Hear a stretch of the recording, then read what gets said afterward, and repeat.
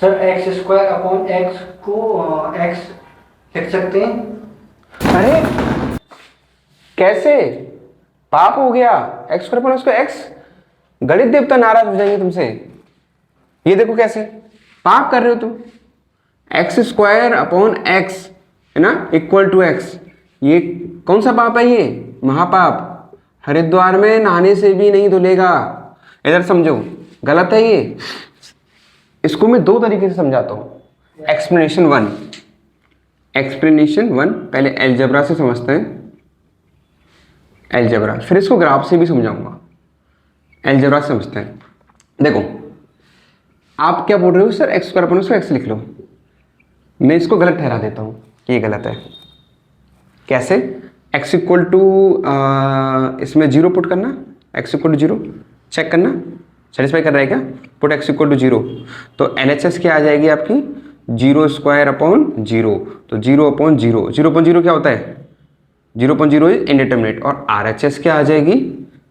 RHS में x की जगह जीरो पुट करोगे तो जीरो आ रहा है, तो जीरो आ रहा है, तो जीरो अपॉन जीरो और जीरो बराबर होते हैं क्या? जी नहीं, कभी नहीं, है ना। जीरो अपॉन जीरो और जीरो बराबर नहीं हो सकते हैं, नेवर। क्यों? क्योंकि जीरो बाई जीरो क्या होता है? इनडिटरमिनेट होता है, इसकी वैल्यू फिक्स नहीं होती है। लास्ट वीडियो में आप देख सकते हो, समझाया हुआ है कि क्यों। तो यहाँ पे x इक्वल टू जीरो के लिए तो ये सेटिस्फाई नहीं हो रही इक्वेशन, तो दोनों बराबर कहां से हो जाएंगे? बराबर नहीं होंगे, गलत है ये। अच्छा, इसको आप सही कैसे लिख सकते हो? व्हाट इज राइट, है ना। इसको आप करेक्ट करके ऐसे लिख सकते हो कि एक्स स्क्वायर अपॉन एक्स जो है वो x है, बट हर x के लिए ट्रू नहीं है। अच्छा, x इक्वल टू 2 के लिए ट्रू है, 2 रखना है, 2 का स्क्वायर 4, 4 अपॉन 2 2, और वहां पे x के 2 रखोगे 2, तो 2 इक्वल टू सेटिस्फाई हो रहा है, 3 के लिए भी सेटिस्फाई हो रहा है, 4 के लिए सेटिस्फाई हो रहा है, -1 के लिए सेटिस्फाई हो रहा है। तो दैट मीन्स केवल एक वैल्यू को सेटिस्फाई नहीं है, which is x equal to zero. तो आप ऐसे लिखो, x square upon x equal to x है, but x equal to zero के लिए ट्रू नहीं होता।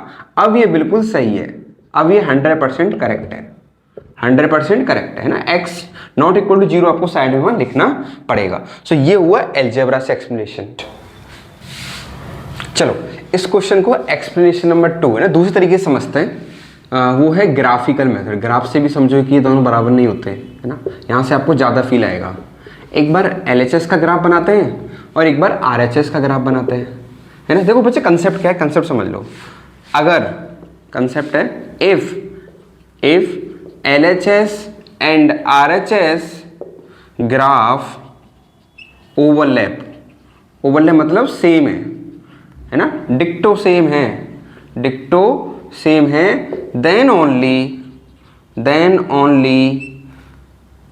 LHS और RHS के फंक्शन सेम होंगे, है ना। Then only LHS function is equal to RHS function, तभी होगा ऐसा, है ना। अब चेक करते हैं दोनों के ग्राफ सेम आ रहे हैं कि नहीं। चलो LHS का ग्राफ बनाते हैं। LHS का graph x square upon x है ना। तो छोटा बच्चा काट के इसको x लिख लेगा, बट उसका बड़ा भाई कहेगा कि नहीं, x जीरो के लिए ट्रू नहीं है। तो अब वो ग्राफ बनाने चलेगा, तो बेसिकली क्या आ रहा है, ये चीज़ के बराबर है, but x equal to zero के लिए ट्रू नहीं है। दैट मीन्स ये y इक्वल टू एक्स ही आ गया, but x not equal to zero है। तो कैसी लाइन जाएगी? Straight line passing through origin, है ना, ऐसे। बट जीरो पे क्या आएगा? होल आएगा, है ना, क्योंकि x इक्वल टू जीरो के लिए वैलिड नहीं है। तो ये लाइन जा रही है और इसका स्लोप 1 होता है, एंगल 45 डिग्री रहेगा x एक्स के साथ। और एक बार RHS का ग्राफ बनाते हैं। RHS में क्या लिखा है आपका? ये फंक्शन है ना, y इक्वल टू एक्स है, सिंपल।